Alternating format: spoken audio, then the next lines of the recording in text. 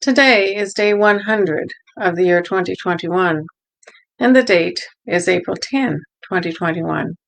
I'm reading from the New Living Translation of the Chronological One-Year Reading Bible. Today's scripture is from the book of 1 Samuel. 1 Samuel chapter 4, starting at verse 12, heading, The Death of Eli. A man from the tribe of Benjamin ran from the battlefield and arrived at Shiloh later that same day. He had torn his clothes and put dust on his head to show his grief. Eli was waiting beside the road to hear the news of the battle, for his heart trembled for the safety of the ark of God. When the messenger arrived and told what had happened, an outcry resounded throughout the town. "What is all the noise about?" Eli asked. The messenger rushed over to Eli, who was 98 years old and blind. He said to Eli, "I have just come from the battlefield. I was there this very day." "What happened, my son?" Eli demanded. "Israel has been defeated by the Philistines," the messenger replied. "The people have been slaughtered, and your sons, Hophni and Phinehas, were also killed, and the ark of God has been captured." When the messenger mentioned what had happened to the ark of God, Eli fell backwards from his seat beside the gate. He broke his neck and died, but he was old and overweight. He had been Israel's judge for 40 years. Eli's daughter-in-law, the wife of Phinehas, was pregnant and near her time of delivery. When she heard that the ark of God had been captured and that her father-in-law and husband were dead, she went into labor and gave birth. She died in childbirth, but before she passed away, the midwives tried to encourage her. "Don't be afraid," they said. "You have a baby boy." But she did not answer or pay attention to them. She named the child Ichabod, which means, "Where is the glory?" For she said, "Israel's glory is gone." She named him this because the ark of God had been captured and because her father-in-law and husband were dead. Then she said, "The glory has departed from Israel, for the ark of God has been captured." 1 Samuel chapter 5, starting at verse 1. Heading, The Ark in Philistia.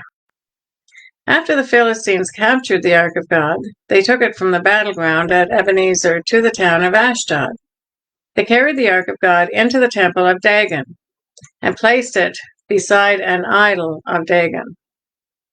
But when the citizens of Ashdod went to see it the next morning, Dagon had fallen with his face to the ground in front of the ark of the Lord. So they took Dagon and put him back in his place again. But the next morning the same thing happened. Dagon had fallen face down before the ark of the Lord again. This time his head and hands had broken off and were lying in the doorway. Only the trunk of his body was left intact. That is why to this day, neither the priests of Dagon nor anyone who enters the temple of Dagon in Ashdod will step on its threshold. Then the Lord's heavy hand struck the people of Ashdod and the nearby villages with a plague of tumors. When the people realized what was happening, they cried out, "We can't keep the ark of the God of Israel here any longer. He is against us. We will all be destroyed along with Dagon our God." So they called together the rulers of the Philistine towns and asked, "What should we do with the ark of the God of Israel?"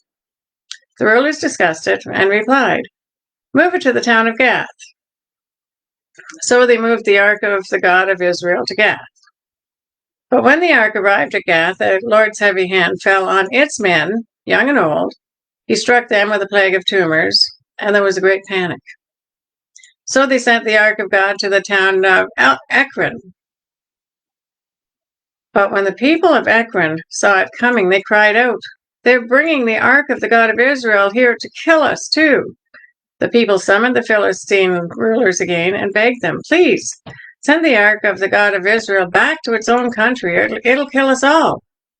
For the deadly plague from God had already begun, and great fear was sweeping across the town. Those who didn't die were afflicted with tumors, and the cry from the town rose to heaven. 1 Samuel chapter 6, starting at verse 1. The heading, The Philistines Return the Ark. The ark of the Lord remained in Philistine territory 7 months in all. Then the Philistines called in their priests and diviners and asked them, "What should we do about the ark of the Lord?" Tell us how to return it to its own country." "Send the ark of the God of Israel back with a gift," they were told. "Send a gift offering so the plague will stop. Then if you are healed, you will know it was his hand that caused the plague." "What sort of guilt offering should we send?" they asked. They were told, "Since the plague has struck both you and 5 rulers, make 5 gold tumors and 5 gold rats, just like those that have ravaged your land. Make these things to show honor to the God of Israel. Perhaps then he will stop afflicting you and your gods and your land. Don't be stubborn and rebellious as Pharaoh and the Egyptians were. By the time God was finished with them, they were eager to let Israel go. Now build a new cart and find 2 cows that have just given birth to calves. Make sure the cows have never been yoked to a cart. Hitch the cows to the cart, but shut their calves away from them in a pen. Put the ark of the Lord on the cart, and beside it place a chest containing the gold rats and gold tumors that you are sending as a guilt offering. Then let the cows go wherever they want. If they cross the border of our land and go to Beth Shemesh, then we will know that it was the Lord who brought this great disaster upon us. If they don't, we will know it was not his hand that caused the plague. It came simply by chance." So these instructions were carried out. 2 cows were hitched to the cart. Their newborn calves were shut up in a pen. Then the ark of the Lord and the chest containing the gold rats and gold tumors were placed on the cart. And sure enough, without veering off in any direction, the cows went straight along the road towards Beth Shemesh, and they were lowing as they went. The Philistine rulers followed them as far as the border of Beth Shemesh. The people of Beth Shemesh were harvesting wheat in the valley, and when they saw the ark, they were overjoyed. The cart came into the field of a man named Joshua and stopped beside a large rock. So the people broke up the wood of the cart for a fire. They killed the cows and sacrificed them to the Lord as a burnt offering. Several men of the tribe of Levi lifted the ark of the Lord and the chest containing the gold rats and gold tumors from the cart and placed them on the large rock. Many sacrifices and burnt offerings were offered to the Lord that day by the people of Beth Shemesh. The 5 Philistine rulers watched all this and then returned to Ekron that same day. The 5 gold tumors sent by the Philistines was the guilt offering to the Lord. As a gift offering to the Lord were gifts from the rulers of Ashdod, Gaza, Ashkelon, Gath, and Ekron. The 5 gold rats represented the 5 Philistine towns and their surrounding villages, which were controlled by the 5 rulers. The large rock at Beth Shemesh, where they set the ark of the Lord, still stands in the field of Joshua as a witness to what happened there. Heading: The ark moved to Kiriath Jearim. But the Lord killed 70 men from Beth Shemesh because they looked into the ark of the Lord, and the people mourned greatly because of what the Lord had done. "Who is able to stand in the presence of the Lord, this holy God?" they cried out. "Where can we send the ark from here?" So they sent the messengers to the people of Kiriath Jearim and told them, "The Philistines have returned the ark of the Lord. Come here and get it." 1 Samuel chapter 7, starting at verse 1. So the men of Kiriath Jearim came to get the ark of the Lord. They took it to the hillside home of Abinadab and ordained Eleazar his son to be in charge of it. The ark remained at Kiriath Jearim for a long time, 20 years in all. During that time, all Israel mourned because it seemed the Lord had abandoned them. Heading: Samuel leads Israel to victory. Then Samuel said to all the people of Israel, "If you want to return to the Lord with all your hearts, get rid of your foreign gods and your images of Ashtoreth. Turn your hearts to the Lord and obey him alone. Then he will rescue you from the Philistines." So the Israelites got rid of their images of Baal and Ashtoreth and worshipped only the Lord. Then Samuel told them, "Gather all of Israel to Mizpah, and I will pray to the Lord for you." So they gathered at Mizpah, and in a great ceremony drew water from a well and poured it out before the Lord. They also went without food all day and confessed that they had sinned against the Lord. It was at Mizpah that Samuel became Israel's judge. When the Philistine rulers heard that Israel had gathered at Mizpah, they mobilized their army and advanced. The Israelites were badly frightened when they learned that the Philistines were approaching. "Don't stop pleading with the Lord your God to save us from the Philistines," they begged Samuel. So Samuel took a young lamb and offered it to the Lord as a whole burnt offering. He pleaded with the Lord to help Israel, and the Lord answered him. Just as Samuel was sacrificing the burnt offering, the Philistines arrived to attack Israel.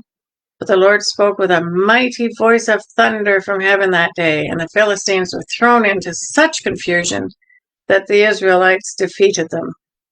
The men of Israel chased them from Mizpah to a place below Beth-kar, slaughtering them all along the way. Samuel then took a large stone and placed it between the towns of Mizpah and Jeshanah. He named it Ebenezer, which means the stone of help. For he said, "Up to this point, the Lord has helped us." So the Philistines were subdued and didn't invade Israel again for some time. And throughout Samuel's lifetime, the Lord's powerful hand was raised against the Philistines. The Israelite villages near Ekron and Gath that the Philistines had captured were restored to Israel, along with the rest of the territory that the Philistines had taken. And there was peace between Israel and the Amorites in those days.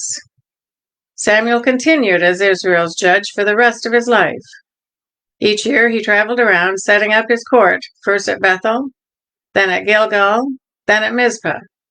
He judged the people of Israel at each place. Then he would return to his home at Ramah, and he would hear cases there too. And Samuel built an altar to the Lord at Ramah. 1 Samuel chapter 8, starting at verse 1, heading, Israel requests a king. As Samuel grew old, he appointed his sons to be judges over Israel, Joel and Abijah, his oldest son. They held court in Beersheba, but they were not like their father, for they were greedy for money. They accepted bribes and perverted justice. Finally, all the elders of Israel met at Ramah to discuss the matter with Samuel. "Look," they told him, "you are now old, and your sons are not like you. Give us a king to judge us like all the other nations have." Samuel was displeased with their request and went to the Lord for guidance. "Do everything they say to you," the Lord replied, "for they are rejecting me, not you. They don't want me to be their king any longer. Ever since I brought them from Egypt, they have continually abandoned me and followed other gods. And now they are giving you the same treatment. Do as they ask, but solemnly warn them about the way a king will reign over them." Heading: Samuel warns against a kingdom. So Samuel passed on the Lord's warning to the people who were asking him for a king. "This is how a king will reign over you," Samuel said. "The king will draft your sons and assign them to his chariots and his charioteers, making them run before his chariots. Some will be generals and captains in his army. Some will be forced to plow in his fields and harvest his crops. Some will make his weapons and chariot equipment. The king will take your daughters from you and force them to cook and bake and make perfumes for him. He will take away the best of your fields and vineyards and olive groves and give them to his own officials. He will take 1/10 of your grain and your grape harvest and distribute it among his officers and attendants. He will take your male and female slaves and demand the finest of your cattle and donkeys for his own use. He will demand 1/10 of your flocks, and you will be his slaves. When that day comes, you will beg for relief from this king you are demanding, but then the Lord will not help you." But the people refused to listen to Samuel's warning. "Even so, we still want a king," they said. "We want to be like the other nations around us. Our king will judge us and lead us into battle." So Samuel repeated to the Lord what the people had said, and the Lord replied, Do as they say, and give them a king." Then Samuel agreed and sent the people home.